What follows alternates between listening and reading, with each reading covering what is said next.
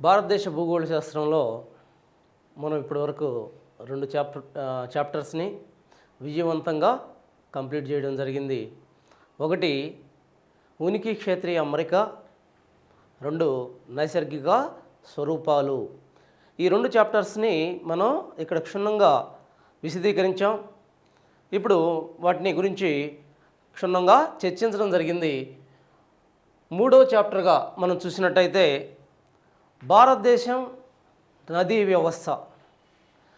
భారతదేశంలో ఎన్ని నదులు ఉన్నాయి, మరి ఆ నదీ వ్యవస్థల వల్ల భారతదేశానికి వనగూడే పరిస్థితులు ఏంటి, మరి ఈ నదీ వ్యవస్థలు భారతదేశంలో ఎక్కడి నుంచి ఎక్కడి వరకు ఉన్నాయి, ఎక్కడి నుంచి ఎక్కడి వరకు ప్రయాణిస్తున్నాయి, వీటి వల్ల భారతదేశంలో ఏ విధమైన పరిస్థితులు ఏర్పడుతున్నాయి, వీటి యొక్క వర్గీకరణ ఏ విధంగా ఉంది, ఈ విషయాలన్నీ కూడా మనం భారతదేశం నదీ వ్యవస్థలో క్షుణ్ణంగా అధ్యయనం చేయడం జరుగుతుంది. మరి భారతదేశం నదీ వ్యవస్థ, దీనిలో రెండు విషయాలని క్షుణ్ణంగా మీరు గమనించాలి.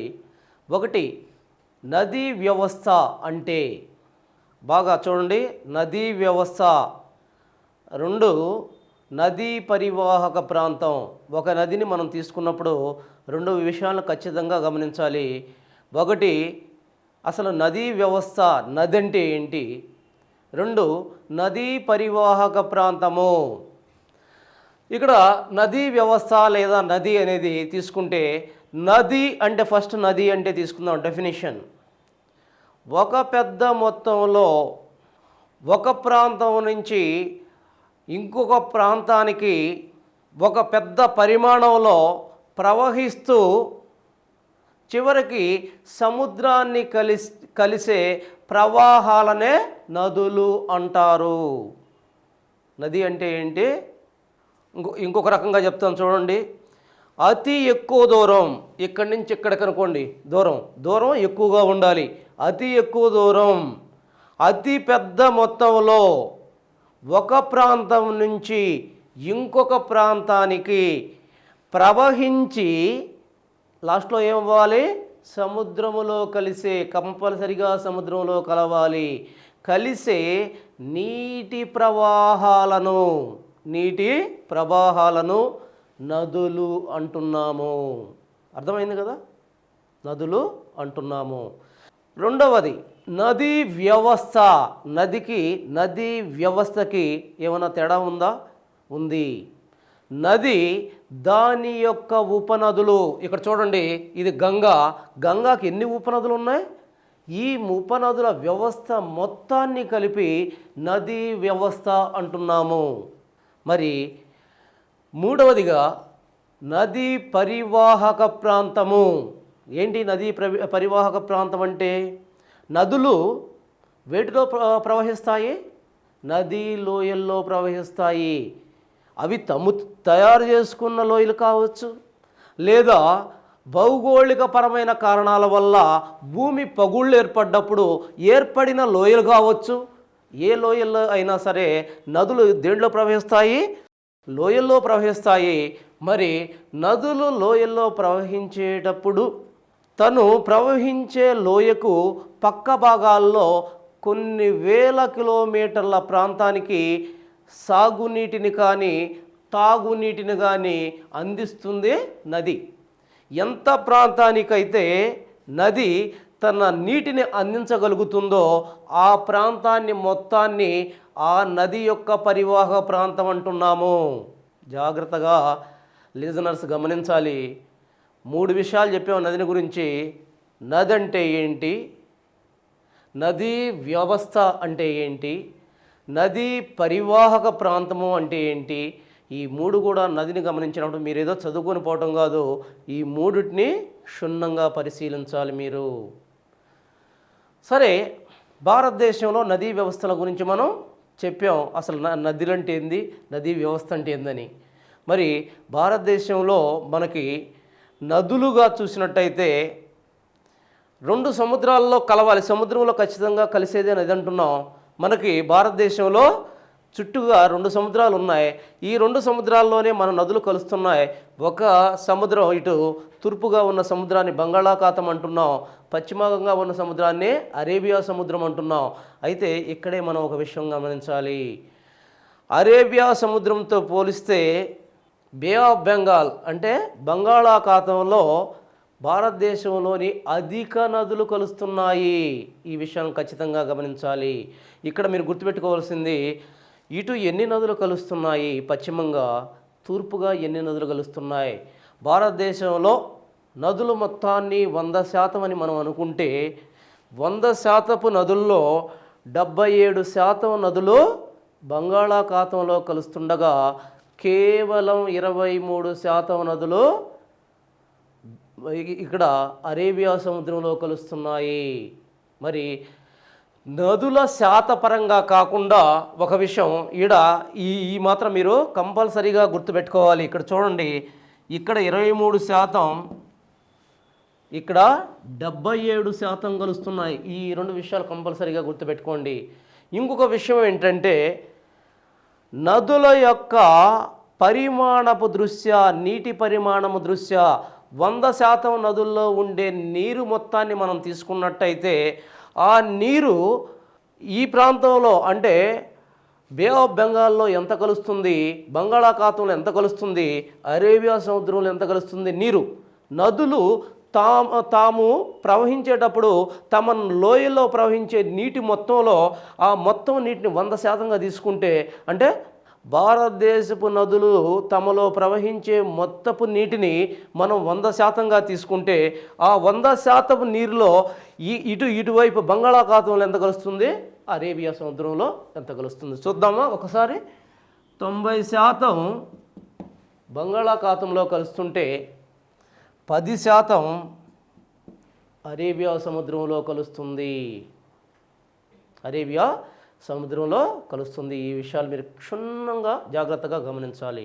ఇంకొక విషయం ఏంటంటే ముఖ్యమైన విషయం, భారతదేశంలో ఉన్న మొత్తం నదులను తీసుకొని ఇప్పటికిప్పుడు ఒక చిన్న లెక్క కడితే ఎంత నీరు భారతదేశం యొక్క నదుల్లో ఉందని లెక్క కడితే ఉజ్జాయింపుగా లెక్కలేసినప్పుడు మొత్తంగా చూసినట్టయితే 18,58,100 మిలియన్ మీటర్ క్యూబ్, అంటే క్యూబిక్ మీటర్స్ని ఈ విధంగా రాయాలి. క్యూబిక్ మీటర్స్ అని వస్తూ ఉంటుంది మనకి. ఎలా రాయాలి? ఈ విధంగా రాయాలి. క్యూబిక్ మీటర్స్ నీరు భారతదేశంలో ఉన్న నదుల మొత్తంలో లెక్కించినప్పుడు ఇంత నీరుందని తేల్చడం జరిగింది. ఇది సివిల్ సర్వీసెస్లో దీన్ని అడిగారు. మీరు కూడా జాగ్రత్తగా గుర్తుంచుకోండి. ఆ తర్వాత మనం ఇంతవరకు భారతదేశం యొక్క నదుల గురించి విశ్లేషించాం. తర్వాత ఇందాక మనం చెప్పుకున్నాం భారతదేశం యొక్క నదుల యొక్క అసలు నది పరివాహక ప్రాంతం అన్నాం కదా. పరివాహక ప్రాంతం ఆధారంగా భారతదేశపు నదులను 3 రకాలుగా వర్గీకరించారు. భారతదేశపు నదుల్ని 3 రకాలుగా వర్గీకరించారు. ఏటి దృష్ట్యా? వాటి యొక్క పరివాహక ప్రాంతం, జాగ్రత్త గుర్తుపెట్టుకోవాలి. పరివాహక ప్రాంతం దృష్ట్యా 3 రకాలుగా వర్గీకరించారు. వాటిని 1 ప్రధాన నదులు, 2 మధ్యస్థ నదులు,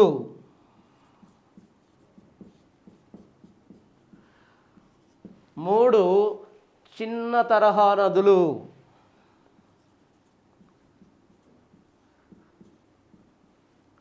ఓకే, ప్రధాన నదులు, మధ్యస్థ నదులు, చిన్న తరహా నదులు. వీటిలో ప్రధాన నదులు అనగా ఏంటి? ఏ నది యొక్క పరివాహక ప్రాంతం అంటే మీకు క్షుణ్ణంగా గుర్తుంటేనే నేను చెప్పే ఈ పాఠ్యాంశం మీకు అర్థమవుతుంది. అందుకనే దేనికి దానికి ప్రతి బిట్టుకి వివరిస్తున్నాను, జాగ్రత్తగా అర్థం చేసుకోండి. ప్రధాన నదులు అంటే దేని మీద, ఏ బేసిస్ మీద దీన్ని వర్గీకరించారని చెప్పాం? నదుల యొక్క పరివాహక ప్రాంతం ఆధారంగా అని చెప్పాం. ఇప్పుడు పరివాహక ప్రాంతాన్ని గురించే మాట్లాడుతున్నాం.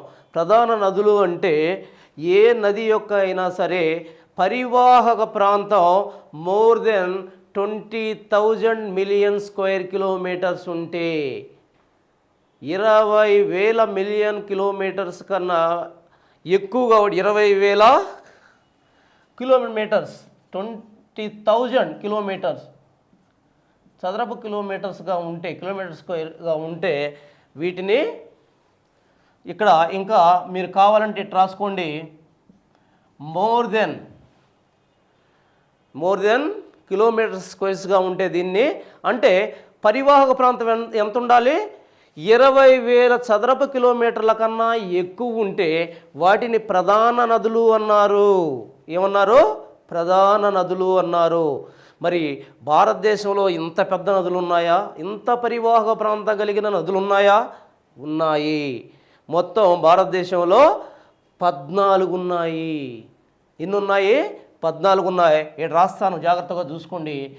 ఇక్కడ 14 ఉన్నాయి. మరి మధ్యస్థ నదులు అంటే ఏంటి? సింపుల్గా గుర్తుపెట్టుకోండి. 20,000 నుండి లేదా ఇది ఇటు నుంచి ఇటు రాసుకోండి, ఇంకా బాగుంటుంది మీకు. 2,000 నుంచి 20,000 మధ్యలో ఉన్న మధ్యస్థ నదులుగా పేర్కొంటున్నాము. ఇవి భారతదేశంలో 49 వరకు ఉన్నాయి. ఇవి భారతదేశంలో 49 వరకు ఉన్నాయి. మరి చిన్న తరహా నదులను చూస్తే లెస్ దెన్ 2,000 చదరపు కిలోమీటర్ల కన్నా తక్కువగా ఉన్న వాటిని మనం చిన్న తరహా నదులు అంటున్నాం. ఇవి కొన్ని వందల వరకు ఉన్నాయి. వీటిలో మీరు గమనించాల్సింది ఏంటంటే భారతదేశంలో ప్రవహిస్తున్న మొత్తం నీటిలో ప్రధాన నదుల్లో ఎంత శాతం నీరు ప్రవహిస్తుందని అడిగాడు. ప్రధాన నదులు ఎన్ని ఉన్నాయి? 14 ఉన్నాయి. చిన్న నదులు మధ్యస్థ నదులు 49 ఉన్నాయి. చిన్న తరహా నదులు కొన్ని వందలు ఉన్నాయి. మరి వీటిలో ప్రధాన నదుల్లో ప్రవహిస్తున్న నీరెంత? మొత్తం భారతదేశ నదుల్లో ప్రవహిస్తున్న నీటిలో ప్రధాన తరహా నదుల్లో ప్రవహిస్తున్న నీరెంత అని అడిగాడు మొన్న. వీటిని కూడా మీరు ఖచ్చితంగా తెలుసుకోవాలి. చూడండి, ఇక్కడ ప్రధాన నదుల్లో 85% వరకు ప్రవహిస్తుంది.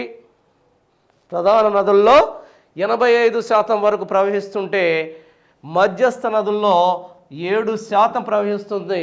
మీకు నేను రాసేటప్పుడే మీకు అర్థమవుతుంది. ఇవి ఉన్నా సరే 7% నదులు దీనిలో ప్రవహిస్తూ ఉన్నాయి. ఆ తర్వాత ఇక్కడ చిన్న తరహా నదులను చూస్తే 8% ప్రవహిస్తున్నాయి. గమనించారు కదా? మొత్తం ఎంత అయింది? 100%. కూడండి ఒక్కసారి. 85 ఈ 2 కలిసి 15, మొత్తం 100%. ఈ 100%లో ప్రధాన నదులు ఉన్నది 14, కానీ దాంట్లో ప్రవహిస్తున్న నీటి శాతం 85% ఇక్కడే ప్రవహిస్తుంది. ఆ తర్వాత మధ్యస్థ నదులు మనకున్నది 49 అయితే వాటిలో 7% మాత్రమే దీనిలో ప్రవహిస్తుంది. మరి చిన్న తరహా నదుల్లో మనకి 8% నీరు చిన్న తరహా నదుల్లో ప్రవహించడం మనం చూస్తున్నాం. ఈ రకంగా భారతదేశ నదులను పరివాహక ప్రాంతం దృష్ట్యా the area of catchment area, ఇంగ్లీష్లో దీన్ని catchment area of the river which is having the catchment area is called the catchment area of reverse.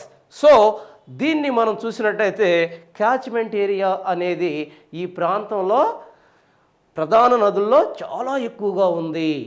So ఈ రకంగా భారతదేశ నదుల్ని క్యాచ్మెంట్ ఏరియా అంటే పరివాహక ప్రాంత మూలంగా 3 రకాలుగా వర్గీకరించారు. ఆ తర్వాత ఇంకొక వర్గీకరణ, చాలా ఇంపార్టెంట్ అయిన వర్గీకరణ.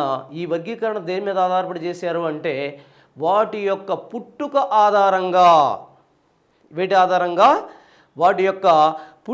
ఆధారంగా, వీటిని విభజించడం జరిగింది, వర్గీకరించడం జరిగింది.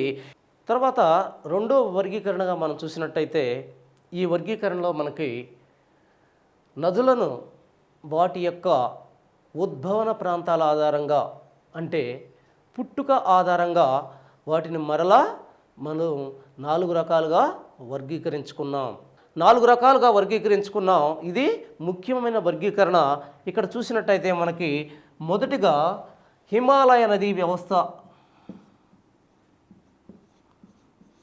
హిమాలయ నదీ వ్యవస్థ. 2 ద్వీపకల్ప నదీ వ్యవస్థ. 3 అంతస్థలీయ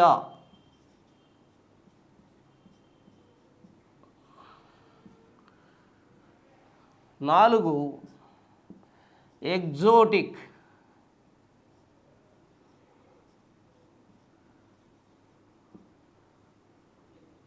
ఎగ్జోటిక్ నదీ వ్యవస్థ. ఇక్కడ మనం చూసినట్టయితే హిమాలయ నదీ వ్యవస్థ అంటున్నాం. మరి హిమాలయ నదీ వ్యవస్థ అంటే నదులు, ఏ నదులైతే హిమాలయాల్లో పుట్టి కిందకు ప్రవహించి మైదాన ప్రాంతంలో ప్రవహిస్తూ చివరకు సముద్రంలో కలుస్తూ ఉన్నాయో వాటిని హిమాలయాలు, హిమాలయ నదులు లేదా హిమాలయ నదీ వ్యవస్థలు అంటున్నాము. ఇక్కడే మనకు అర్థమవుతుంది, ఏ నదులైతే హిమాలయాల్లో పుడుతున్నాయో, ఏ నదులైతే నిర్విరామంగా ప్రవహిస్తున్నాయో ఆ నదులు మనం హిమాలయ నదులుగా చెప్పుకుంటున్నాము. వీటికి కొన్ని స్పెసిఫిక్ క్యారెక్టర్స్ ఉన్నాయి. ఖచ్చితంగా మనం గుర్తుపెట్టుకోవాలి. ఏంటి ఆ స్పెసిఫిక్ క్యారెక్టర్సు? ఇవి వర్షాధారిత నదులు కావు. నేను మాట్లాడే ప్రతి వర్డ్ని జాగ్రత్తగా గమనించాలి మీరు. ఇవి వర్షాధారిత నదులు కావు, అంటే వర్షం మీద ఆధారపడ్డ నదులు కావు. ఇవి మరి దేని మీద ఆధారపడ్డాయి ఈ నదులన్నీ కూడా అని మనం చూసినట్టయితే, ఈ నదులన్నీ కూడా ఈ హిమాలయాల్లో మంచు కరిగి కిందకు ప్రవహిస్తూ ఉంటే వాటి ఆధారంగా ఏర్పడ్డ నదులు కాబట్టి ఇవి నిరంతరము ప్రవహిస్తూ ఉంటాయి. మరి ఇలా నిరంతరం ప్రవహిస్తుంటూ ఉండడం వల్ల, అంటే సంవత్సరం పొడవునా ఇవి ప్రవహిస్తూ ఉంటాయి. ఇవి ఎండిపోవటం అంటూ ఉండదు. దానివల్ల వీటిని జీవనదులు అంటున్నాము. జీవనదులు అని ఎందుకు అంటున్నాం? హిమాలయ నదుల్ని నిరంతరం ప్రవహిస్తూ ఉంటాయి. ఎందుకని? అక్కడ నిరంతరం మంచు కురుస్తూ ఉంటుంది. మంచు నీరుగా మారుతుంది. ఆ నీరు పెద్ద మొత్తంలో నదుల్లో ప్రవహిస్తూ ఉంటుంది. అయితే ఇక్కడ ఇంకొక స్పెసిఫిక్ క్యారెక్టర్, ఇది జీవనది. రెండో స్పెసిఫిక్ క్యారెక్టర్ ఏంటంటే ఇవి చాలా వేగంగా ప్రవహిస్తుంటాయి. వీటి యొక్క నదీ లోయలు ఇరుకుగా ఉంటాయి. ఎందుకని వేగంగా ప్రవహిస్తాయి? చాలా ఎత్తు నుంచి కిందకు ప్రవహించే నదికి అత్యధిక శక్తి ఉంటుంది. ఆ శక్తి వల్ల అది చాలా వేగంగా ప్రవహిస్తుంది. అంతేకాకుండా తన లోయల్ని చాలా లోతుగా తయారు చేసుకుంటుంది. అందుకనే హిమాలయ నదులు ఏర్పరిచే లోయలు వి ఆకారంలో ఉంటాయి. చాలా జాగ్రత్తగా గమనించాలి మీరు. ఎలా ఉంటాయి? వి ఆకారంలో ఉంటాయి. ఈ వి ఆకారంలో హిమాలయ నదుల యొక్క లోయలు ఏ ఆకారంలో ఉంటాయి? వి ఆకారంలో ఉంటాయి. మరి ఈ నదులు కానీ మనం చూసినట్టయితే ఇవి ద్వీపకల్ప నదులతో పోల్చిన ఇవి వయసు తక్కువగా ఉన్న నదులుగా మనం చెప్పవచ్చు. అంతేకాకుండా తను ప్రవహించే మార్గంలో అనేక రకాలైన గార్జెన్లు ఏర్పరుస్తాయి. ఏంటి గార్జ్ అంటే? అతి లోతైన లోయలను మనం గార్జీలు అంటాము. లోయలు ఉన్నాయి, బాగా లోతైన లోయల్ని మనం గార్జీలు అంటాం. మరి అటువంటి గార్జెల్ని ఇవి ఏర్పరుస్తూ ఉంటాయి. అంతేకాకుండా హిమాలయ నదుల్లో మనకు 2 రకాల నదులు కనిపిస్తాయి, 2 రకాల వ్యవస్థలు కనిపిస్తాయి. ఒకటి పూర్వానువర్తిత నదులు, యాంటిసిడెంట్ డ్రైనేజ్ సిస్టమ్. పూర్వానువర్తిత నదులు, అనువర్తిత నదులు 2 రకాలు. ఒకటి పూర్వానువర్తిత నదులు, 2 అంతర్ అనువర్తిత నదులు. పూర్వానువర్తిత నదులు అంటే ఏంటి? ఈ రెండు గురించి ఎన్నిసార్లు క్వశ్చన్ అడిగినా అభ్యర్థి కన్ఫ్యూజ్ అవుతూనే ఉన్నాడు. జాగ్రత్తగా చూసుకోవాలి. ఇక్కడ పూర్వానువర్తిత నదులు అంటే హిమాలయాలు పుట్టక ముందే ఆవిర్భవించిన నదులు లేదా పుట్టిన నదులు. జాగ్రత్తగా ఉండాలి. హిమాలయాలు పుట్టలేదు, అప్పుడే పుట్టిన నదుల్ని, అంతకుముందే పుట్టిన నదుల్ని పూర్వానువర్తిత నదులు అంటున్నాం. వాటిలో ముఖ్యంగా మనకి సింధు, బ్రహ్మపుత్ర, సట్లజ్ వీటన్నింటిలో కూడా పూర్వానువర్తిత నదులుగా పేర్కొనవచ్చు. ఇక్కడే హిమాలయ నదుల్లోనే. తర్వాత కొన్ని నదులు హిమాలయాలు ఆవిర్భవించిన తర్వాత, హిమాలయాలు పుట్టిన తర్వాత మాత్రమే పుట్టాయి, తర్వాత కాలంలో పుట్టాయి. వాటిని అంతర్ అనువర్తిత నదులు అంటున్నాము. మరి ఈ అంతర్ అనువర్తిత నదులు ముఖ్యంగా మనకు ఈ యమున, కోసి, తీస్తా, తర్వాత గంగా, ఈ నదులన్నీ కూడా తర్వాత కాలంలో పుట్టిన నదులుగా మనం చెప్పుకోవచ్చు. వీటన్నిటిలో డిఫరెన్స్ని జాగ్రత్తగా గమనించాలి మీరు. ఆ తర్వాత మనం చూసినట్టయితే వీటిలో 3 ముఖ్యమైన నదీ వ్యవస్థలు, హిమాలయ నదీ వ్యవస్థల్లో 3 ముఖ్యమైన నదీ వ్యవస్థలు మనకు కనిపిస్తాయి. దీనిలో మనం చూసినట్టయితే ఇది కంపల్సరీగా మనం చదువుకోవాల్సిన ఆవశ్యకత ఉంది. ఇక్కడ చూడండి జాగ్రత్తగా, నేను ప్రతిదీ రాస్తున్నాను, ప్రతిదీ బొమ్మేస్తున్నాను. జాగ్రత్తగా మీరు ఇక్కడ ఏ విధమైన డౌట్ లేకుండా చూసుకోండి. 1 సింధు నదీ వ్యవస్థ. సింధు నది వ్యవస్థ,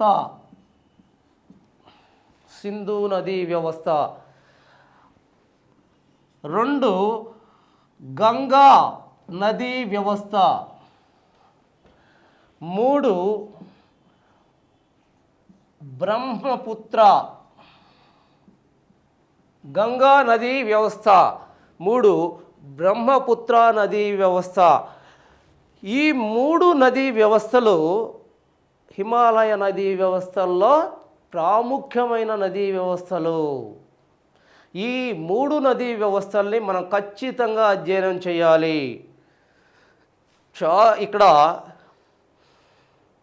ఏదో చదవటానికి ఏముండదు. ఇక్కడ కంప్లీట్గా కొన్ని వందల చిన్న చిన్న నదుల్ని, వాటి యొక్క బిట్స్ని మీరు పిడికొట్టాల్సిన ఈ చాప్టర్లో మీరు చేయాల్సింది భయంకరమైన జ్ఞాపక శక్తి ఉండాలి. ఇది మీరు అర్థం చేసుకోవాలంటే కంప్లీట్గా దీన్ని చదివేది ఏముండదు. ఇక్కడ కంప్లీట్గా మగ్గింగ్ చేయటమే. ఇక్కడ సింధు నదీ వ్యవస్థ. ఇప్పుడు చూడండి, సింధు నదీ వ్యవస్థను మీరు చూసినట్టయితే ఇదే సింధు నదీ వ్యవస్థ. దీన్నే సింధు నదీ వ్యవస్థ అంటున్నాం. ఈ సింధు నదీ వ్యవస్థలో మనకి ఇక్కడ కూడా కొన్ని యాక్చువల్గా ఇక్కడ చూసినట్టయితే సింధు నదీ వ్యవస్థ ఎక్కడి నుంచి స్టార్ట్ అయింది, ఇది ఎక్కడ పుట్టింది సింధు నది?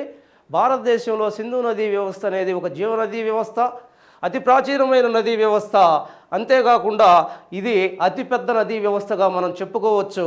మరి ఇంతటి సింధు నదీ వ్యవస్థను మనం చూసినట్టయితే ఈ సింధు నదీ వ్యవస్థ అనేది ఎక్కడ దీని పుట్టుక ఎక్కడ జరిగిందని మనం చూసినట్టయితే టిబెట్ ప్రాంతం. జాగ్రత్తగా గమనించాలి.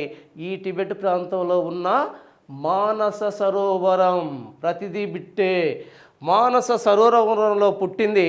జాగ్రత్తగా గమనించండి, మానస సరోవరంలో పుట్టింది. ఇక్కడ తోమ్చుంగ్ అనే ప్రాంతంలో ఇది ఈ ప్రాంతంలో భారతదేశంలోకి ప్రవహించింది. భారతదేశంలోకి ఎంటర్ అయిన తర్వాత చూడండి, భారతదేశంలోకి ఎంటర్ అయింది. ఎక్కడ ఎంటర్ అయింది? తుమ్చోంగ్ ఈ ప్రాంతంలో ఎంటర్ అయింది. ఆ తర్వాత చూడండి, ఇక్కడ 2 శ్రేణులు ఉన్నాయి. ఏం శ్రేణులు అవి? లడక్, జస్కార్. ఈ లడక్, జస్కార్ శ్రేణుల గుండా ప్రయాణిస్తూ ఇక్కడ ఈ ప్రాంతంలో ఈ జమ్మూ కాశ్మీర్ నుంచి పాకిస్తాన్లోకి ఎంటర్ అయింది. ఇక్కడ సింధు తల్వల, ప్రతిదీ గుర్తుపెట్టుకోవాలి, సింధు తల్వల అనే ప్రాంతంలో ఇది మైదాన ప్రాంతంలోకి వచ్చింది. అక్కడ మైదాన ప్రాంతంలోకి వచ్చిన ఈ నదీ వ్యవస్థ క్రమేణా చిన్నగా ప్రయాణిస్తూ ఇక్కడ ఉన్న సింధు మైదాన ప్రాంతాల్లో గుండా ప్రయాణిస్తూ ఒక పక్క ఇటు చూస్తే ఈ ప్రాంతం అంతా కూడా ఎడారి ప్రాంతం, ఇటుపక్క కొంత మైదాన ప్రాంతం. ఈ ఎడారి ప్రాంతాల్లోకి నీటిని ఇచ్చుకుంటూ ప్రయాణిస్తూ ఇక్కడికి వచ్చిన తర్వాత కరాచీ, ఇక్కడ ఏ ప్రాంతం అది? పాకిస్తాన్ ప్రాంతం. కరాచీ వద్ద ఇది అరేబియా సముద్రంలో కలుస్తుంది. దీని గమనాన్ని ఒకసారి చూడండి. ఏడు నుంచి ఏ విధంగా అది మొదలైంది, ఏ విధంగా అది సముద్రంలో కలిసింది, ఇవన్నీ కూడా మీరు గుర్తుపెట్టుకోవాలి. భారతదేశంలో వచ్చిన ప్రాంతం ఏది, ఇక్కడ పాకిస్తాన్లోకి ఎంటర్ అయినప్పుడు ఏ ప్రాంతంలో ఎంటర్ అయింది, ఇవన్నీ కూడా మీరు గమనించాలి. దీనిలో మనం చూసినట్టయితే దీని యొక్క మొత్తం పొడవు, మొత్తం ఏడే చూసుకుందాం. దీని యొక్క మొత్తం పొడవు 2880 కిలోమీటర్లుగా చెప్తున్నారు. మరి భారతదేశంలో ఇది కేవలం 709 కిలోమీటర్లు మాత్రమే ప్రయాణిస్తుంది. మరి ఇక్కడ ఒక్క జమ్మూ కాశ్మీర్లోనే ఇది ప్రయాణించడం జరుగుతుంది. ఈ విషయాలు మీరు ఖచ్చితంగా గమనించాలి. అంతేకాకుండా ఈ నది, సింధు నదిని కానీ మనం చూసినట్టయితే పశ్చిమంగా ప్రవహించి భారతదేశంలో ఉన్న పెద్ద నదులన్నీ కూడా తూర్పుగా ప్రవహిస్తే ఇది ఒక్కటే పశ్చిమంగా ప్రవహించి అరేబియా సముద్రంలో కలుస్తుంది. ఆ విషయాన్ని ఖచ్చితంగా మీరు గమనించాలి. ఇది మొత్తం కానీ మనం చూసినట్టయితే ఈ నదీ వ్యవస్థలో మనకి అనేక ఉపనదులు కనిపిస్తాయి. చాలా ఇంపార్టెంట్ ఇది. దీనిలో 2 రకాల ఉపనదులు మనకు కనిపిస్తాయి. ఒకటి కుడివైపు ఉపనదులు. ప్రతిదీ అభ్యర్థికి ఈ విషయం కాడకు వచ్చేలాకి ప్రతిసారి కన్ఫ్యూజ్ అవుతూనే ఉంటాడు. కుడివైపు అనేది ఎలా తీసుకోవాలి, ఎడమ వైపు అనేది ఎలా తీసుకోవాలి, ఒక్కొక్క టెస్ట్లో ఒక్కొక్క రకంగా చెప్తున్నారు. కుడివైపు నదిలేయి, ఎడమవైపు నదిలేయి అనే దానికి సింపుల్గా చూడండి. ఇంగ్లీష్ బుక్లో ఈ విధంగా ఇచ్చాడు, స్టాండర్డ్ బుక్స్లో. ఏదైతే నది ఈ ప్రాంతం నుంచి మూవ్ అవుతుంది కదా, నువ్వు ఈ ప్రాంతం నుంచి మూవ్ అయినట్టు ఊహించుకుంటే ఈ రకంగా నువ్వు తిరిగి నడిచేటప్పుడు ఇక్కడి నుంచి ఏదైతే కుడివైపు వస్తుందో, కుడివైపుగా మన చెయ్యి కుడివైపు ఉందో వాటిని కుడివైపు నదులు అనుకో, ఎడమవైపుగా ఉన్న వాటిని ఎడమవైపు నదులు అనుకోవాలి. ఇక్కడ చూసినట్టయితే కుడివైపు నదులే అంటే ఇక్కడ ఇది కాబూల్, కుడివైపు నది. ఇది ఎక్కడి నుంచి వస్తుంది? కాబూల్ ఆఫ్ఘనిస్తాన్ నుంచి వస్తుంది.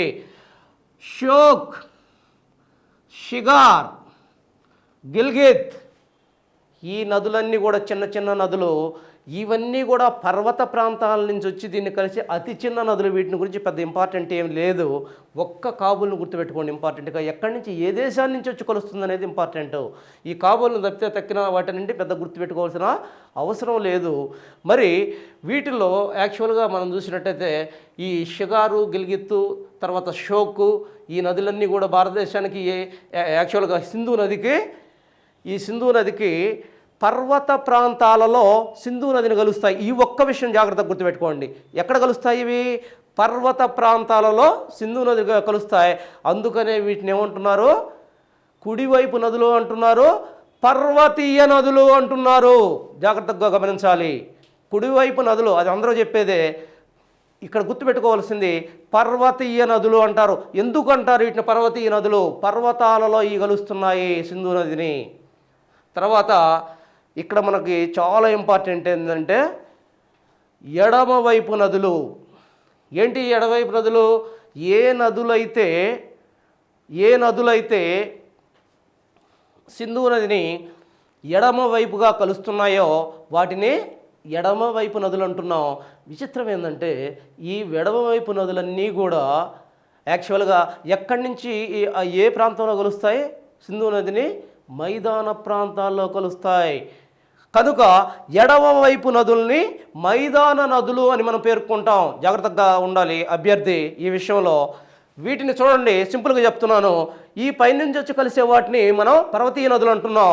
ఈ కింద మైదానాల్లో కలిసే వాటిని మైదాన నదులు అంటున్నాం. మైదాన నదుల్ని ఎడమ నదులు అంటున్నాం. పర్వతీయ నదుల్ని కుడివైపు నదులు అంటున్నాం.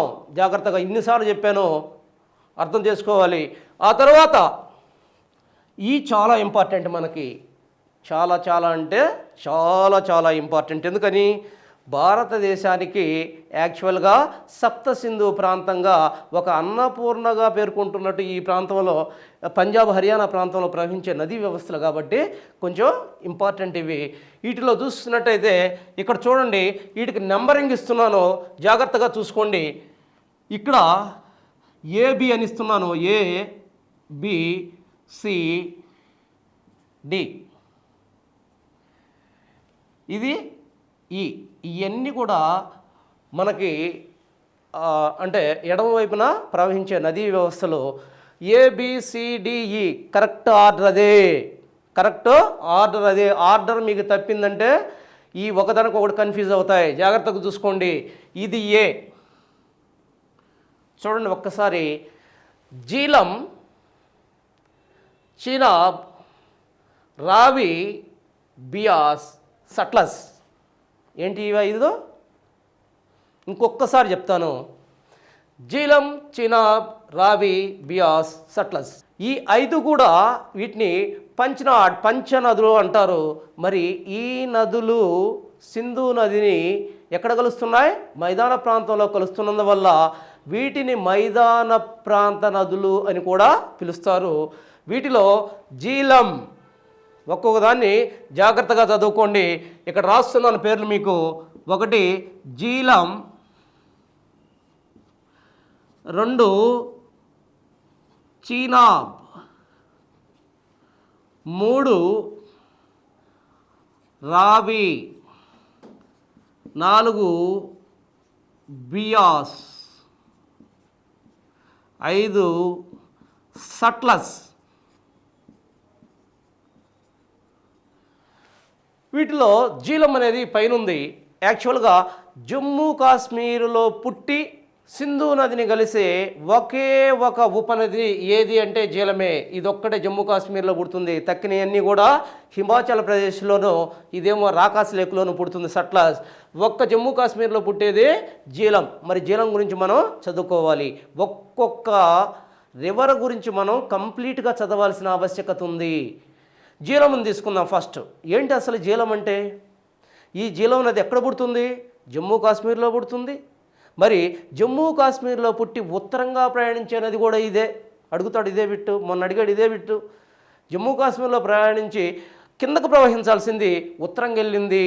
ఉత్తరంగా వెళ్ళి మరి ఉత్తరంగా ప్రయాణించి ఎక్కడ కలిసింది ఇది? అక్కడ ఊలార్ లేక్, ఊలార్ సరస్సు. చూడండి ఇక్కడ ఒక్కసారి చూడండి. ఇది ఇట్ట పైకి పోయి జస్ట్ దీన్ని ఇంకా మనం కొంచెం మాడిఫైడ్ చేసుకోవాలి. ఈ మాడిఫైడ్ చేద్దాం కొద్దిగా. ఈ మాడిఫైడ్ అంటే కొంచెం మారుద్దాం. జస్ట్ ఇది కరెక్ట్ దాని యొక్క రూపురేఖ ఈ విధంగా ఉంటుంది. జమ్మూ కాశ్మీర్లో పుట్టింది, ఉత్తరంగా ప్రయాణించింది.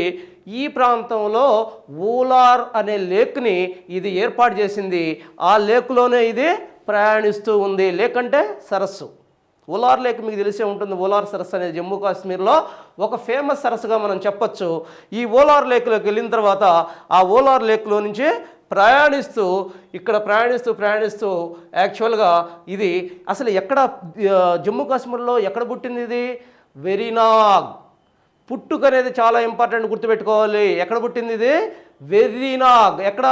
జమ్మూ కాశ్మీర్లోని వెర్రీనాగ్ అనే ప్రాంతంలో పుట్టింది. ఇది ప్రయాణిస్తూ పాకిస్తాన్లో అఖ్నూర్, ఎక్కడ? అఖ్నూర్ అనే ప్రాంతంలో ఇది దేంతో కలిసింది? చీనాబ్తో కలిసింది. ప్రతి ఒక్కరు ఏమనుకుంటారంటే చదివేటప్పుడు ఇది యాక్చువల్గా ఉపనది కాబట్టి సింధులో డైరెక్ట్ కలిసింది అనుకుంటాడు. అక్కడ పప్పులోగా వేస్తారు మీరు. వాడు క్వశ్చన్ చాలాసార్లు ఎట్నే ట్విస్ట్గా అడిగాడు, చాలాసార్లు ఫెయిల్ అయ్యాం మనం. ఎక్కడ ఫెయిల్ అవుతున్నాం? ఎక్కడికి వచ్చింది ఇది? యాక్చువల్గా వెరీనాగ్ దగ్గర పుట్టింది. అఖ్నూర్ వద్ద దేన్ని కలిసింది? ఈ రెండు చదువుతాం బాగానే. ఏ రెండు చదువుతాం? పుట్టింది ఎక్కడ, కలిసింది ఎక్కడ చదువుతాం. దేంతో కలిసింది అనేది మాత్రం సింపుల్గా తీసేస్తాం. ఎందుకంటే సింధు నది ఉపనది కదా, సింధులో కలిసి ఉండొచ్చు అనుకుంటాం. కానీ ఇక్కడ చీనాబ్తో కలిసింది, సింధుతో డైరెక్ట్గా కలవలేదు. అది గుర్తుంచుకోవాలి ఒకటి. ఓకే. అంతేకాకుండా ఈ నది యొక్క ఇంకొక ఇంపార్టెన్స్ ఏంటంటే ఇక్కడికి వచ్చిన తర్వాత కొంత ప్రాంతం వరకు ఇది ఇక్కడ ప్రయాణిస్తుంది. కొద్దిగా ప్రయాణిస్తుందంటే ఒక 10 కిలోమీటర్లో జస్ట్ ఆ ప్రాంతంలో బార్డర్ పాకిస్తాను ఇండియా యొక్క బార్డర్లో ఒక 10 కిలోమీటర్లో ప్రయాణిస్తుంది. అట్ట ప్రయాణించే నది ఇది ఒక్కటే, జాగ్రత్తగా గమనించండి. సో ఈ విధంగా మనకి జీలం అనేది చాలా ఇంపార్టెంట్. దీన్ని హైడాస్పస్ హైడాస్పస్ అని కూడా అంటారు. దీన్ని జీలం నదిని హైడాస్పస్ అని కూడా అంటారు. ఆ తర్వాత మనం చూసినట్టయితే ఈ సింధు నదిలో రెండవ ఉపనదిగా మనం చూసినట్టయితే చీనాబ్ నది. చూడండి ఇక్కడ బి పెట్టాను, చీనాబ్ నది. సారీ, ఇక్కడ మీకు ఇంకా కన్ఫ్యూజ్ కాకుండా ఉండాలంటే అక్కడ ఉన్నాయే ఇక్కడ వేయాలి. ఏ బి సి డి ఈ. సో వీటిని చూసినట్టయితే ఈ రకంగా మనం చూసినట్టయితే ఏ జీలం అయిపోయింది, బి చీనాబ్ నది. ఏంటి చీనాబ్ నది అంటే చంద్ర ప్లస్ బాగా, ఈ రెండు నదుల యొక్క కలయిక వల్ల ఏర్పడిందే చీనాబ్ నది. మళ్ళీ చెప్తున్నా, చంద్ర ప్లస్ బాగా. చంద్ర అనేది ఒక చిన్న నది, బాగా అనేది ఇంకొక చిన్న నది. ఈ రెండు కలయిక వల్ల ఏర్పడిందే చీనాబ్ నది. మరి ఈ చీనాబ్ నది అనేది ఎక్కడ పుట్టింది? ఇది హిమాచల్ ప్రదేశ్లోని బారాలాప్చలా. హిమాచల్ ప్రదేశ్లో బారాలాప్చలా బాగా గుర్తుపెట్టుకోవాలి. ఆ బారాలాప్చలా అనే ప్రాంతంలో ఇది పుట్టింది. ఆ తర్వాత ఇది దరిదాపులు చాలా దూరం ప్రయాణిస్తూ ఇక్కడ పాంచ్నాడ్ అనే ప్రాంతంలో, పాకిస్తాన్లోని పాంచ్నాడ్ అనే ప్రాంతంలో దేన్ని కలిసింది? ఇది సట్లజ్ను కలిసింది. అంతేగాని సింధువును కాదు, సట్లజ్ని కలిసింది. ఇది పరిమాణ దృష్ట్యా అతిపెద్ద నది. ప్రవాహ దృష్ట్యా పెద్ద నది, పొడవైంది కాదు, గుర్తుంచుకోవాలి. పరిమాణ దృష్ట్యా అంటే తన నుంచి ఎంత ప్రవాహాన్ని అది ట్రాన్స్ఫర్ చేస్తుంది అనే దాని దృష్ట్యా ఇది అతి పెద్ద నదిగా మనం చెప్పుకోవచ్చు. మరి ఇది యాక్చువల్గా సట్లజ్ను కలిసే ముందుగా జీలం, రావి నదులు దీంతో కలుస్తాయి. అది గుర్తుపెట్టుకోవాలి. చూడండి ఇక్కడ ఇది సట్లజ్ను కలిసే ముందుగా జీలం, రావి నదులు దీనిలో కలుస్తాయి. అది కంపల్సరిగా మనం గుర్తుపెట్టుకోవాలి. ఇది అది పెద్ద నదిగా ఉంది. ఆ తర్వాత చూసినట్టయితే రావి నది. మరి ఈ రావి నది అనేది కొంచెం అంత పెద్ద నది ఏం కాదు. మరి ఈ రావి నదిని కానీ మనం చూసినట్టయితే ఇది ఎక్కడ పుడుతుంది? ఇది రాకాస్ లేక్ అనే, ఇది యాక్చువల్గా రాకాస్ లేక్ కాదు. మరి ఇది ఎక్కడ పుడుతుంది? యాక్చువల్గా హిమాచల్ ప్రదేశ్లో పుడుతుంది. మరి ఇది పుట్టిన తర్వాత, ఇది చిన్న లేక్, ఇది పుట్టిన తర్వాత హిమాచల్ ప్రదేశ్లో పుడుతుంది. ఇది పుట్టిన తర్వాత పాకిస్తాన్లో రంగపూర్, ఏం ప్రాంతం అది? రంగపూర్ అనే ప్రాంతంలో దేంతో కలుస్తుంది? చీనాబ్తో కలుస్తుంది. దేంతో కలుస్తుంది? చీనాబ్తో కలుస్తుంది. సో దీని గురించి ఈ సమగ్రంగా చాలు. ఈ ఒక్క పాయింట్ గుర్తుపెట్టుకోండి కంపల్సరీగా. తర్వాత మనకి చాలా ఇంపార్టెంట్ ఇది ఏంటంటే బియాస్ నది. ఎందుకు ఇంపార్టెంట్ బియాస్ నది? ఈ బియాస్ నది కూడా హిమాచల్ ప్రదేశ్లోనే బియాస్ కుండ్, ఏంటిది అది? బియాస్ కుండ్ అనే ప్రాంతంలో పుడుతుంది. అది ప్రయాణించి కొంత దూరం దక్షిణంగా ప్రయాణించి, అంటే దక్షిణంగా కన్నా కూడా నైరుతిగా ప్రయాణించి అది సట్లజ్లో కలుస్తుంది. అయితే ఇక్కడ బియాస్కున్న ఇంపార్టెంట్ పాయింట్స్ ఏంటంటే సింధు నది ఉపనదులలో, అంటే ఎడమవైపు ఉపనదుల్లో, ఈ 5 ఉపనదుల్లో అతి చిన్న ఉపనది. చాలాసార్లు అడిగాడు ఇది, అది చిన్న ఉపనది. రెండోది ఏంటంటే ఈ ఉపనది చూడండి, ఇక్కడ క్లియర్గా చూడండి, ఇది ఒక్కటే బాగా నీట్గా వస్తున్నా, ఇది యాక్చువల్గా ఇది ఒక్కటే భారతదేశంలో కలుస్తుంది. చూసారా ఇక్కడ తక్కినవన్నీ కూడా బయటకు పోయేసి సింధువును కలుస్తున్నాయి. తక్కినవన్నీ కూడా బయటకు పోయి సింధువును కలుస్తున్నాయి. సింధు నదిని ఎక్కడ కలుస్తున్నాయి? తక్కిన 4 పాకిస్తాన్లో కలుస్తున్నాయి తక్కిన 4, కానీ ఒక్క బియాస్ మాత్రమే భారతదేశం. చూడండి ఇక్కడ సట్లజ్ని ఎక్కడ కలిసింది, ఇది భారతదేశంలోనే కలిసింది. సట్లజ్ని భారతదేశంలో కలిసిందంటే అర్థం ఏంటి, సింధును భారతదేశంలో కలిసినట్టే, అంతే కదా. దాని ట్రైబ్యూటరీ ఇదే కాబట్టి, దాని ఉపనది ఇది కాబట్టి ఎక్కడ కలిసింది, ఇది బయటికి పోయేం కలవలేదు, దేన్ని కూడా బయటికి పోయి కలవలేదు, ఏదైనా సరే భారతదేశంలోనే కలిసింది. క్వశ్చన్ అట్టు అడుగుతాడు, ఈ 5 ఉపనదుల్లో ఏ ఉపనది సింధు నదిని భారతదేశంలోనే కలిసింది అని అడిగితే ఏం పెడతారు, బియాస్ నది. చాలా ఇంపార్టెంట్. అంతేకాకుండా ఇది చాలా చిన్న నది. మరి ఎక్కడ పుట్టింది ఇది, యాక్చువల్గా హిమాచల్ ప్రదేశ్లోని బియాస్ కుండ్ అనే ప్రాంతంలో పుట్టి ఇది నైరుతిగా ప్రయాణిస్తూ పంజాబ్ దగ్గర హరికే అనే ప్రాంతంలో సట్లజ్ నదిని కలిసింది. ఏ ప్రాంతం అది, హరికే అనే ప్రాంతంలో సట్లజ్ నదిని కలిసింది. సో దీంతో మనకి బియాస్ అయిపోయింది. ఆ తర్వాత సట్లజ్. ఏంది సట్లజ్, యాక్చువల్గా ఈ 5 నదుల్లో పొడవైన ఉపనదిగా దీన్ని పేర్కొంటారు. ఈ సట్లజ్ నది అనేది చూడండి, ఒక్కసారి చూడండి, ఇది ఇక్కడున్న రాకాస్ లేక్, ఎక్కడ ఉంది, టిబెట్లో ఉన్న రాకాస్ లేక్. జాగ్రత్త గుర్తుపెట్టుకోవాలి. టిబెట్లో ఉన్న రాకాస్ లేక్ అనే ప్రాంతంలో పుట్టి ఆ తర్వాత భారతదేశం గుండా ప్రయాణిస్తూ పాకిస్తాన్లో ఎంటరై అంటే ప్రవేశించి పాకిస్తాన్లో మిదాన్ కోట్, ఏందా ప్రాంతం, మిదాన్ కోట్. ఈ మిదాన్ కోట్ దగ్గర చూడండి ఇక్కడ సింధు నదిని కలిసింది.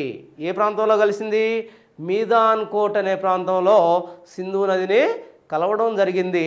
సో దీని మొత్తం పొడవు 1450 కిలోమీటర్లు. దీని మొత్తం పొడవు 1450 కిలోమీటర్లు. కేవలం 1050 కిలోమీటర్ల మాత్రమే భారతదేశంలో ప్రయాణిస్తుంది. కేవలం 1150 కిలోమీటర్లు మాత్రమే భారతదేశంలో ప్రయాణిస్తుంది. సో ఇది ఉన్న ట్రైబ్యూటరీస్ అంటే ఉపనదులన్నిటిలో కల్లా పొడవైన నదిగా మనం ఈ సట్లజ్ నదిని మనం చెప్పుకుంటున్నాం. మరి దీనిలో చూసినట్టయితే మనకి ఈ సట్లజ్ నది అనేది 3 దేశాల గుండా ప్రయాణిస్తుంది. ఏ ఉపనది 3 దేశాల గుండా ప్రయాణిస్తుంది అని అడుగుతాడు. ఈ ఉపనది చూడండి ఇక్కడ, ఇది చైనా, అంటే టిబెట్ అంటే చైనా, ఎందుకంటే టిబెట్ అనేది చైనాలో అంతర్భాగం కాబట్టి టిబెట్ అంటే చైనా కాబట్టి, లేదా టిబెటే అనుకోండి, టిబెట్ ఇటు ఇండియా, ఇది పాకిస్తాన్, 3 దేశాల గుండా ప్రయాణిస్తుంది.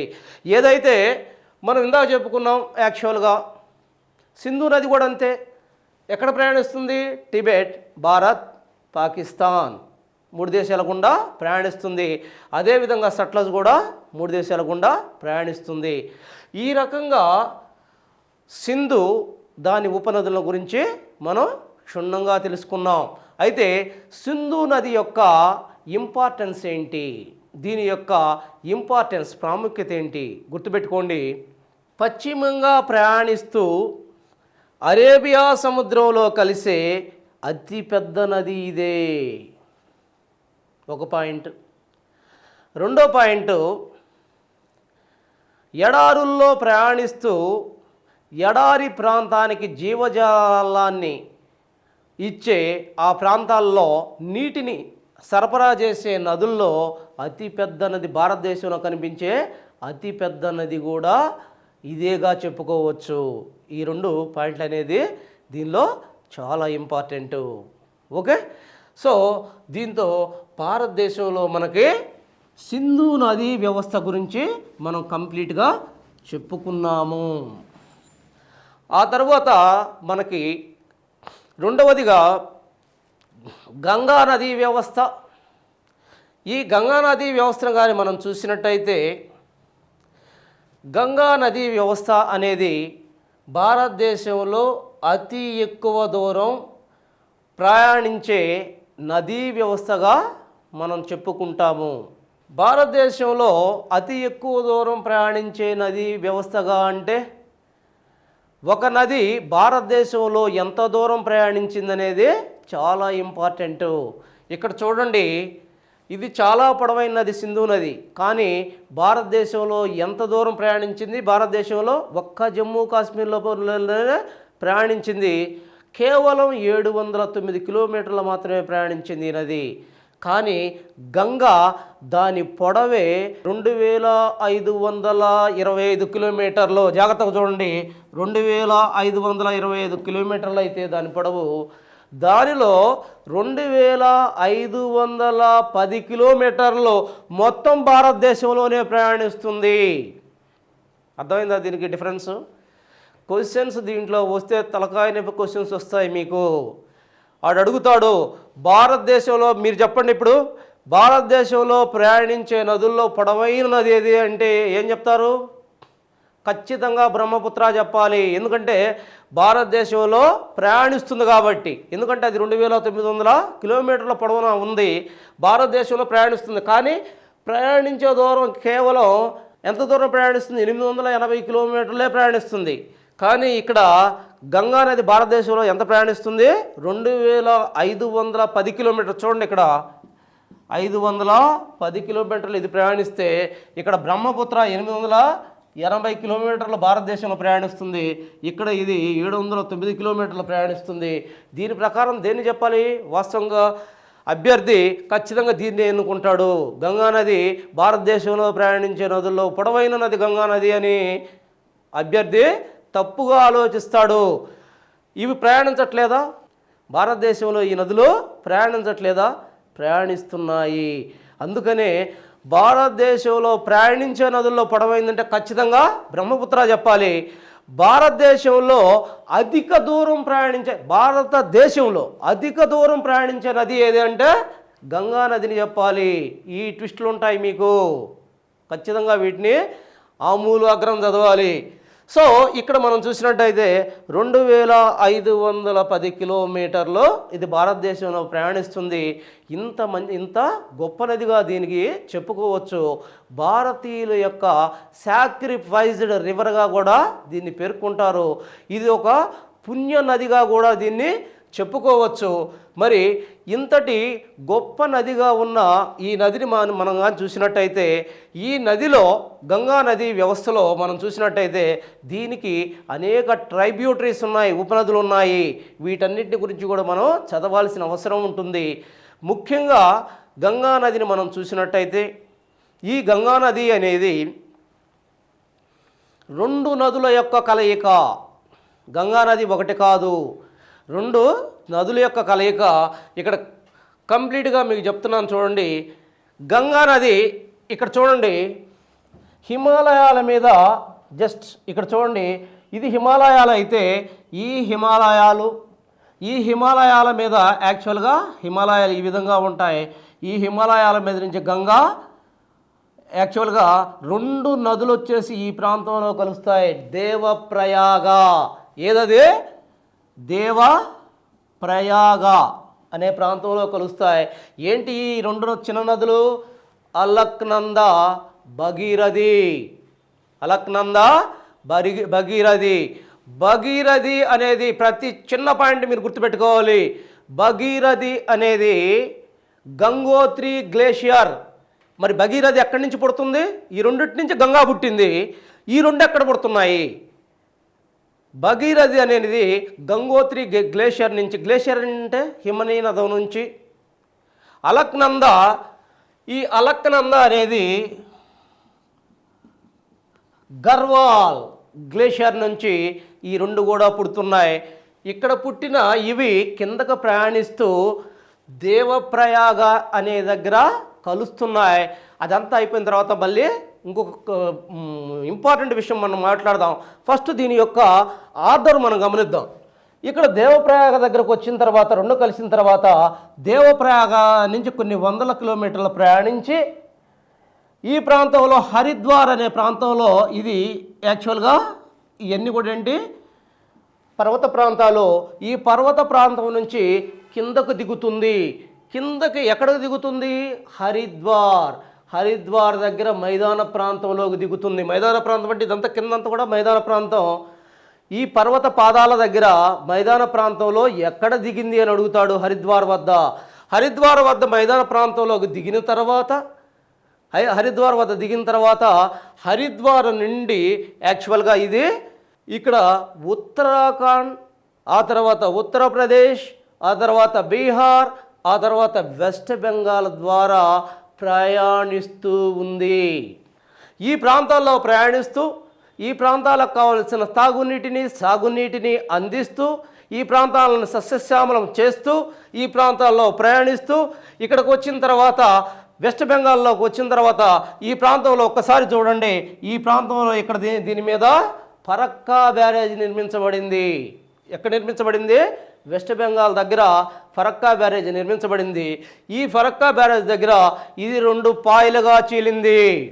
ఒక పాయ బంగ్లాదేశ్లోకి ప్రవేశించింది, ఒక పద్మ అనే నామంతో బంగ్లాదేశ్లోకి ప్రయాణించింది. చూడండి, ఇక్కడ బంగ్లాదేశ్లోకి ప్రవేశించిన ఈ పాయను పద్మ అన్నాము.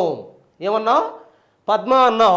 మరి ఇది దక్షిణంగా ప్రయాణించిన ఈ పాయని హుగ్లీ నది అన్నాము. ఏమన్నాం? హుగ్లీ నదిగా చెప్పబడింది. ఈ రకంగా ఇది సముద్రంలో కలపబడింది. ఒక పాయ హుగ్లీ రూపంలో బే ఆఫ్ బెంగాల్లో కలపబడింది. రెండో పాయ బంగ్లాదేశ్లోకి వచ్చిన తర్వాత మేఘనాగా మారి, అంటే బ్రహ్మపుత్ర నదితో కలిసి మేఘనాగా మారి సముద్రంలో కలపబడింది. సో ఈ విధంగా మనం చూసినట్టయితే ఇది మొత్తం కూడా 2225 కిలోమీటర్ల మేర విస్తరించిన ఒక గొప్ప నదీ వ్యవస్థగా మనం చెప్పవచ్చు. గంగా నదీ వ్యవస్థను కానీ మనం చూసినట్టయితే ఇది ప్రపంచంలో ఉన్న అతిపెద్ద నదీ వ్యవస్థల్లో ఒక పెద్ద నదీ వ్యవస్థగా మనం చెప్పుకుంటున్నాం.